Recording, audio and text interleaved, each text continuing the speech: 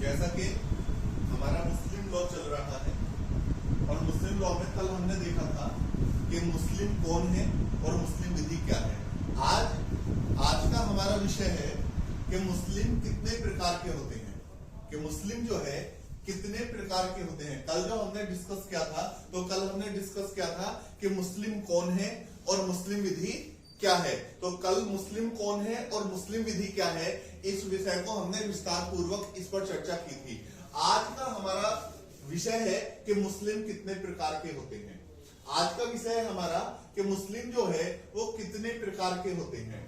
अगर जो हम विभिन्न दृष्टिकोणों से देखें तो विभिन्न दृष्टिकोणों के आधार पर यह माना जाता है कि मुस्लिम 3 प्रकार के होते हैं, जन्म के आधार पर, पालन पोषण के आधार पर और संपरिवर्तन के आधार पर। अगर जो विभिन्न दृष्टिकोणों की हम चर्चा करें तो हम पाते हैं कि विभिन्न मुस्लिम कितने प्रकार के होते हैं।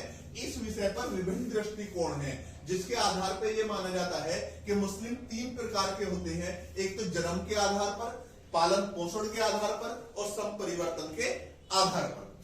अगर जो हम बात करें कि जन्म के आधार पर मुस्लिम कौन होता है, यदि किसी बच्चे के माता पिता दोनों मुस्लिम हैं, अगर जो बच्चे के माता पिता दोनों मुस्लिम है तो बच्चा भी मुस्लिम होगा। यह है जन्म के आधार पर कि यदि किसी बच्चे के जन्म के समय यानी कि उसके माता और पिता दोनों मुस्लिम है तो बच्चा भी मुस्लिम होगा। अब बात आती है पालन पोषण के आधार पर मुस्लिम की। तो यह यदि किसी बच्चे के माता या पिता में से एक तो मुसलमान हो और दूसरा गैर मुस्लिम हो यानी कि जो मुसलमान ना हो, यदि बच्चे के माता पिता में से एक तो मुसलमान हो और दूसरा गैर मुसलमान हो यानी दूसरा वह हो जो मुसलमान ना हो, तो ऐसे संदर्भ में फिर बच्चे का यह सवाल यह पैदा होता है कि बच्चे को हिंदू माना जाए या बच्चे को मुस्लिम माना जाए। तो भारतीय अदालतों का मानना है कि यदि किसी बच्चे के माता या पिता में से एक मुस्लिम है और दूसरा गैर मुस्लिम है तो बच्चे का जिस धर्म के अनुसार बच्चे का पालन पोषण हुआ है तो बच्चे को पालन पोषण के आधार पर हिंदू या मुसलमान माना जाएगा। अगर जो बच्चे का पालन पोषण मुस्लिम रीति रिवाजों के अनुसार हुआ है तो बच्चे को मुसलमान माना जाएगा, और अगर जो बच्चे का पालन पोषण हिंदू रीति रिवाज के अनुसार हुआ है तो बच्चे को जो है हिंदू माना जाएगा।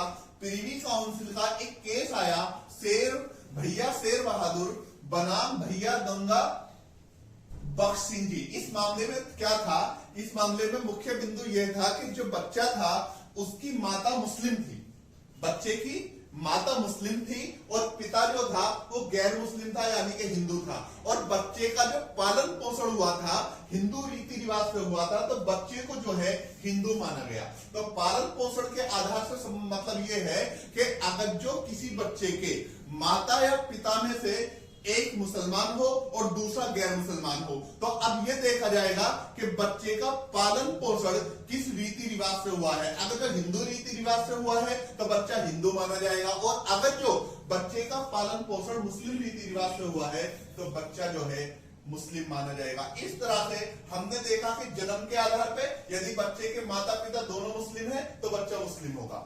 पालन पोषण के आधार पर यदि बच्चे का माता पिता में से एक मुस्लिम दूसरा गैर मुस्लिम है तो देखा जाएगा कि बच्चे का पालन पोषण किस रीति रिवाज से हुआ है।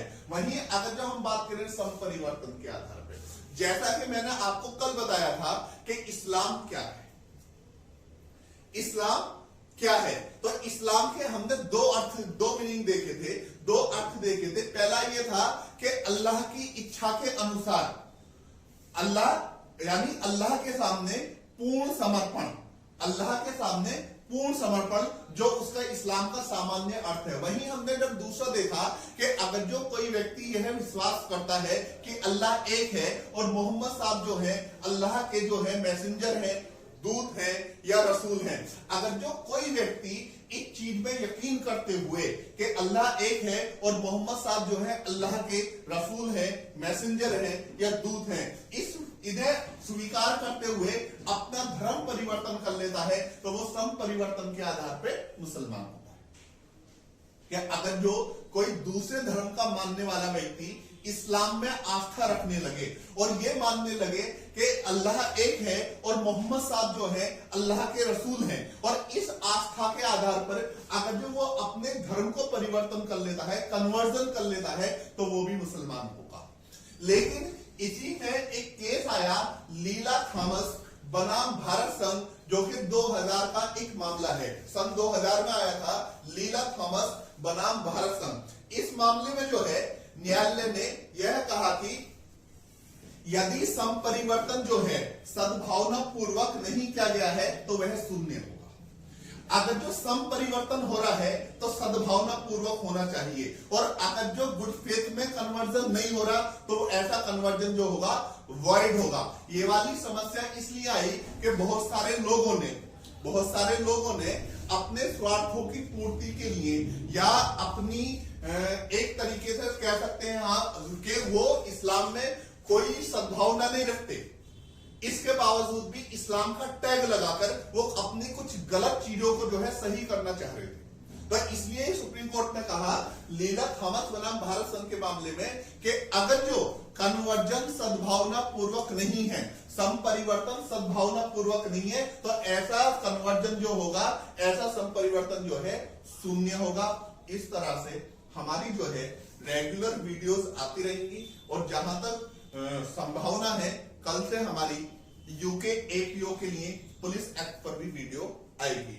इसी के साथ